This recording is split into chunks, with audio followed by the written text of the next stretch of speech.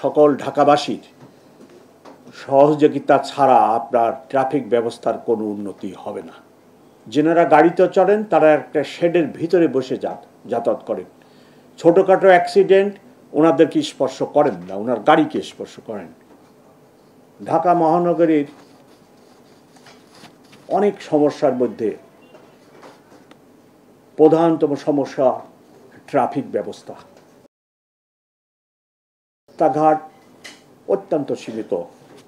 একটি আদর্শ শহরের রাস্তার পরিমাণ থাকা উচিত 25%, 25%। আমাদের এই শহরের রাস্তার পরিমাণ মাত্র 7%।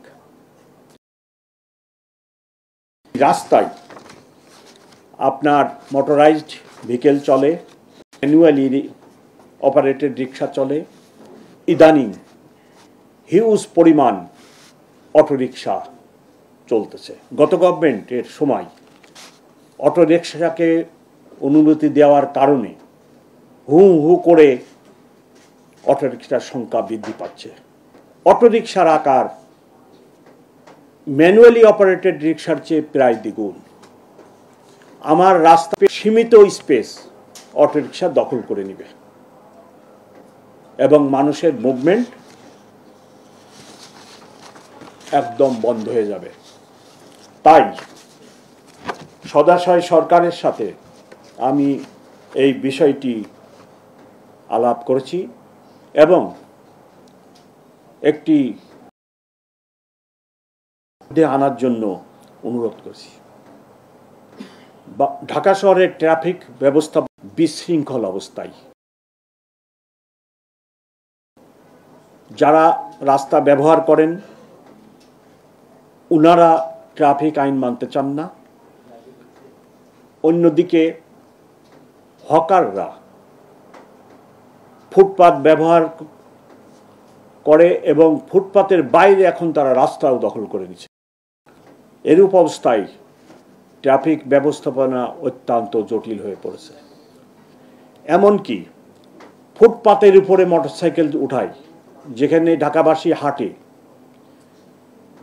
সেই হাঁটার পথেও যখন ট্রাফিক কনজেশন হয় মোটরসাইকেল উঠে ওনারা ফুটপাত দিয়ে মোটরসাইকেল চালিয়ে আগে যেতে চান। এইরূপ একটি অবস্থার মধ্যে আপনাদের এবং সকল ঢাকাবাসীর সহযোগিতা ছাড়া আপনার ট্রাফিক ব্যবস্থার কোনো উন্নতি হবে না। এই জন্য ঢাকাবাসীর কাছে আমি বিনীতভাবে সহযোগিতা কামনা করি। টাকা পয়সা এবং রাস্তাঘাট স্ট্রাকচারের পরিবর্তন ছাড়াও অনেকগুলি ব্যবস্থা আছে যেগুলো করলে আমাদের রাস্তার শৃঙ্খলা ফিরে আসবে। ট্রাফিকের এই অব্যবস্থা থেকে উত্তরণের জন্য যিনারা রাস্তা ব্যবহার করেন তাদেরকে অবশ্যই ট্রাফিকের আইন কানুন মেনে চলতে হবে। মেনে চললে যে পরিমাণ যানজট হচ্ছে এটা অনেকটা লাঘব করা সম্ভব হবে। স্কুলের এবং কলেজের সময় স্কুল কলেজের সামনে ব্যাপক হারে যানজট লাগে। ঢাকাবাসীর কাছে আমার অনুরোধ, আপনার বাচ্চা স্কুল কলেজে যদি যায়, আপনার বাসা যদি ভাড়া হয় বা অন্যত্র যদি আপনার বাসা হয়, নিজের বাসা হয়, আপনি স্কুল এবং কলেজের কাছে আপনার বাসা ভাড়া নেন। আপনি ওয়াকিং ডিস্টেন্সের ভিতরে বসবাস করার চেষ্টা করেন।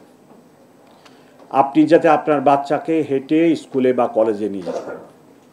একইভাবে আপনার কর্মক্ষেত্র অফিস যদি দূরে হয়, আপনি প্রাইভেট যদি হয়, ব্যবসা বাণিজ্যের অফিস হয়, কর্পোরেট অফিস হয়, আপনি অফিসটাকে আপনার বাসার কাছে আনতে পারেন কিনা। তাহলে আপনি যদি দুইটা গাড়ি ব্যবহার করেন, আপনার অফিসের লোকেরা যদি গাড়ি ব্যবহার করে, অনেকের গাড়ি ব্যবহারটা সীমিত হয়ে যাবে। আপনি 1 কিলোমিটারের ভিতরে আপনার অফিস যদি আনতে পারেন তাহলে আপনি 1 কিলোমিটার হেঁটে অফিসে যেতে পারবেন এবং 1 কিলোমিটার হেঁটে অফিস থেকে বাসায় আসতে পারবেন। সকলের সহযোগিতা লাগবে এবং এই ক্ষুদ্র ক্ষুদ্র সহযোগিতা আমাদেরকে ট্রাফিক ব্যবস্থাপনায় একটা বড় অবদান রাখবে। আমি অত্যন্ত মর্মাহত। ঢাকা শহরে একটি মোটর বাইকে একটি ফ্যামিলি যাতায়াত করে, সামনে একটি বাচ্চা 3 বছরের, তারপরে যিনি মোটর বাইকটি চালাচ্ছেন তিনি, তারপরে তার পিছনে 2 বছরের তার সেকেন্ড বাচ্চা, এবং তারপরে বেগম সাহেব, এবং বেগম সাহেবের কোলে আরেক বাচ্চা। এইরূপ একটি মোটর বাইকে অরক্ষিত অবস্থায় একটা ফ্যামিলি কিভাবে মুভ করে? একটি ছোট্ট দুর্ঘটনা এই পরিবারের উপরে অভিশাপ নামিয়ে আনবে। মোটর বাইকে কোনো শেড নেই, যেনারা গাড়িতে চড়েন তারা একটা শেডের ভিতরে বসে যাতায়াত করেন। ছোটোখাটো অ্যাক্সিডেন্ট ওনাদেরকে স্পর্শ করেন না, ওনার গাড়িকে স্পর্শ করেন। কিন্তু মোটর বাইকে যিনারা এইভাবে চলতেছেন, যখন অন্য গাড়ির সাথে বা কোনো অ্যাক্সিডেন্ট হয় সরাসরি তার দেহের উপরে বা যেনারা রাইডার থাকে তাদের উপরে আঘাত আনে, যথেষ্ট ক্ষয়ক্ষতি করে।